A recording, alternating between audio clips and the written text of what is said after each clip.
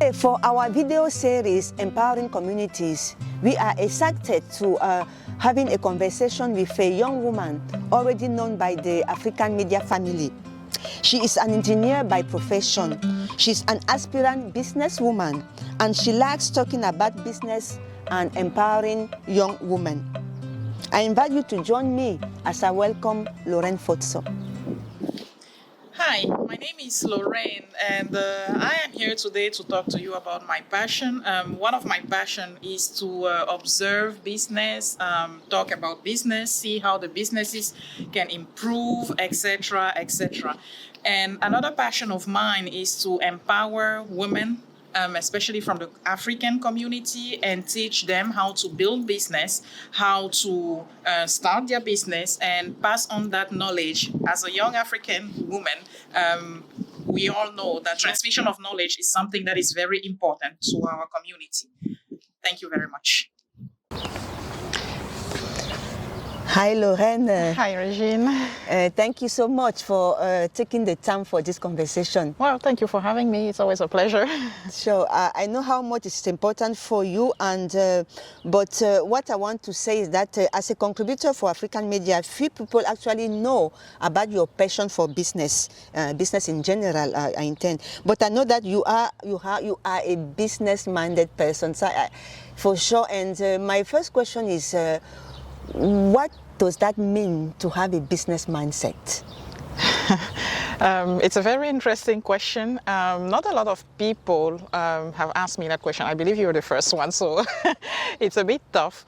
But my response to that would be to see business opportunities in everything or everywhere that you go, basically. Mm-hmm. If you're walking in the street, for example, and then you see, I don't know, a dirty street or whatnot, I'm just giving stupid examples, you can think like, okay, I can start a cleaning business for public streets and whatnot, you know. So it's really and truly seeing a business opportunity everywhere, where we go, and in everything that we do as well. So. Yeah, that is interesting. But does it come like a natural attitude? Where, for example, for you, how did you get that business mindset? Are we born with that? Is it something that we learn? So I wouldn't say I was born with that. Although this can be a debate that we can have later on, because as you know, I was born and raised in Africa, partially in Africa and in Europe. And interestingly, you have a lot of people in Africa that have small businesses, you know, and whatnot to survive. So, but I don't think I was born with that mindset. I think it really came with time as I was going on with my life. Yes. As you said in your introduction, I am an engineer by profession. Mm-hmm. I'm a quality engineer, to be exact. Yes. And that mindset came when I realized how much I wanted as a quality person to make sure that the products that I was delivering to my next process or even to my end customer was of perfect quality, was of everything that the customer said they wanted, basically. Yes. So at the end of the day, building a business, in my opinion at least, is about satisfying a customer. Yes. Eventually. So quality has helped me to do that. I understand. So you are saying that actually thanks to your studies, you develop that business mindset, but your passion is for young women, African women, to become a business person and to be independent and to so manage their own lives. And we well know that many of them don't have the opportunity to study actually. So for someone who hasn't studied, how do they get there? So this is why I'm going to correct you for a second. Yes. It didn't come during my studies. Okay. That passion came actually after I started exercising. So studying had nothing to do with that. Although yes. During my studies, I actually studied business, but at that time I wasn't interested in, you know, maybe the way it was taught at school and whatnot, it just didn't click with me, you know. Yes. So that passion really came after I actually got my hands dirty, as we say, you know, working, you know. Okay. So here is what I would say to answer your question. Yes, a lot of African women do not necessarily have the opportunity to yes. go to school or to finish their studies yes. and whatnot. What I can say about that is the lack of studying should not be, how can I say, should not stop anyone from actually starting their business. I would give some examples. You have a lot of business people, actually great businessmen. I think of Elon Musk, for example, or Mark Zuckerberg or whatnot. They actually went to Harvard. Some of them started studying business in Harvard, basically, and then after 1 week they decided to drop. So that means nothing, Yet it didn't stop them from running very successful global businesses. Yes. So in my opinion, studies have nothing to do. Yeah. It's really the mindset. Okay. See how you can satisfy your customer. And by seeing how you can satisfy your customer, first you need to understand what your customer needs, basically. And a lot of people doesn't necessarily understand what their customer needs. So you need to know their requirement, understand what they need, basically, and see how you can fulfill that need that they have expressed to you. Okay, so that's very much interesting. And here we are here in Malta, so let's focus on the European context. Okay. We have a lot of young women from Africa who live here in this country. Some came as asylum seekers, some came here for any other reasons. And we see a lot of businesses opening, restaurants, hairdressing. And I have to say from experience that we are not really satisfied most of the time with the quality of what is offered. So why is the problem? How can a business be successful? What does it mean, success in a business? What is a successful business? What is a successful restaurant? I would say, first of all, the notion of success is very personal, okay? A homeless person, not that I have anything against homeless people, might see me as successful, but then I may not consider myself as successful.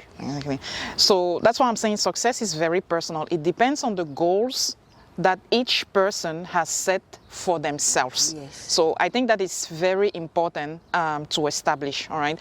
So you can be successful in developed countries or in less developed countries. It really depends on the goals that you have established for your own self. Now, if you have succeeded into accomplishing that goal, then yes, one can say you are successful. As a matter of fact, you yourself can say, I have been successful because, you had an objective and you reached it, right? Yeah. So I am not sure, with regards to the example that you've given, could be these restaurant owners consider themselves as successful? Yeah. I don't know. We need to ask them the question, I guess. We are customers, because you mentioned customer satisfaction. A business is about the clients. And that's why I was going to say, I was going to come. So we need to understand that maybe for these business owners, to them, that is success. And hey, we have nothing against that, but on the other issue, if the customer is not satisfied, it is a problem for the business person because by definition, a business is there to last forever. Yes, exactly. The business should be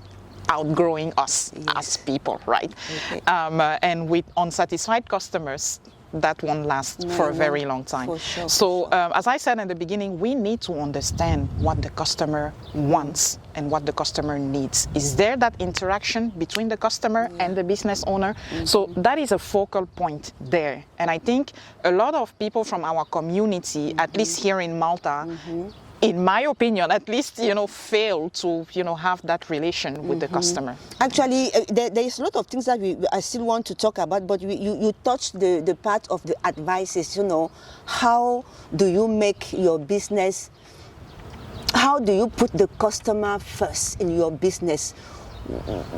Because I repeat, we are here in the context of Europe, and we have the opportunity to see the two different business developments and even this business presentation. Going into a French restaurant, you will have a different experience as going into an African restaurant. We are community people, so sometimes you see this aspect, this community aspect, which can be sometimes a little bit disturbing for a customer. Is it a problem? Because at the end of the day, it really depends on your customer. What does It your depends on your customer- niche, who you want to Exactly. who What you does want your to sell customer to. want Yeah. at the end of the day, basically? So a business should be centered on customers.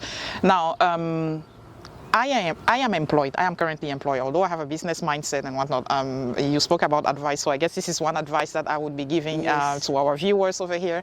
I am currently employed, and there is this one sentence that I heard one of my colleagues, who used to be my previous boss, actually, he said this last week.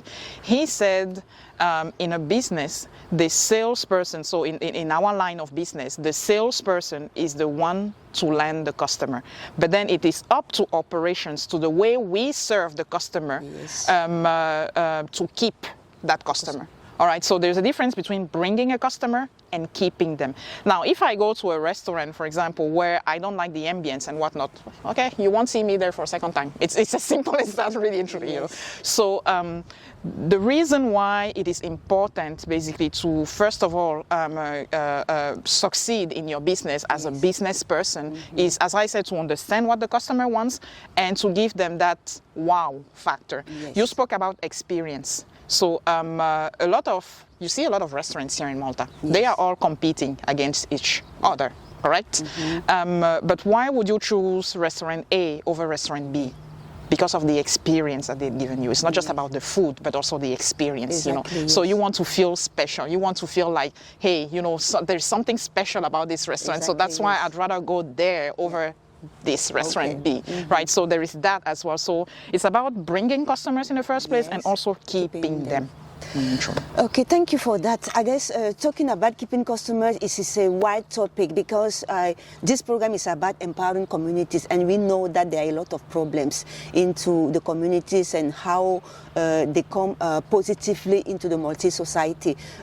Personally, having experience a lot of different restaurants, we don't see a lot of African restaurants like Leeds. It is very rare of people to, let's say, to decide on a Saturday evening with the family to go at a dinner to an African restaurant. This is a sad reality. We can't say that we don't want to say it.